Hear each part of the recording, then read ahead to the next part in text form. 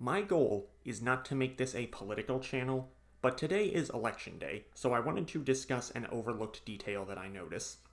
You frequently hear people in the US talk about swing states, the Electoral College, the distribution of Senate seats, and gerrymandering, but very few of these people will wonder which state in the US does give a voter the most power in an election.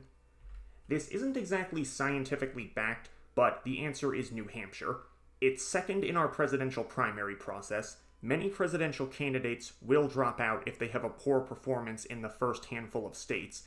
For example, in 2016, Rand Paul, Jeb Bush, Santorum, and Fiorina dropped out before Super Tuesday, and in 2020, Andrew Yang, Buttigieg, and Steyer all dropped out around that time as well.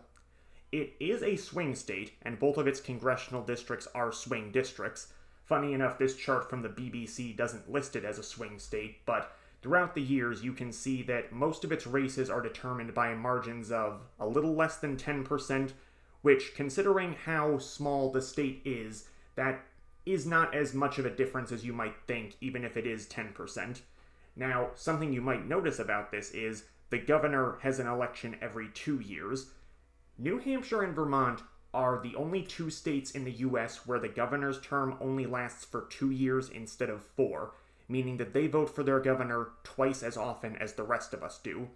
But compare New Hampshire to Vermont, or to its other next door neighbor, Maine, and New Hampshire has an astronomically higher population density. Because of how tightly compact the state is, it's much easier to organize rallies or activism in a state like that. Another note, and probably the most important one, they have an absurdly high number of state representatives. They have 400 state representatives for a population of just under 1.4 million. Let's round it up for ease. My home state of Pennsylvania has 203 state representatives for a population of 13 million. This means a New Hampshire resident has nearly 20 times as much power when voting for the state representative as a Pennsylvania resident. But none of these are actual negatives, though.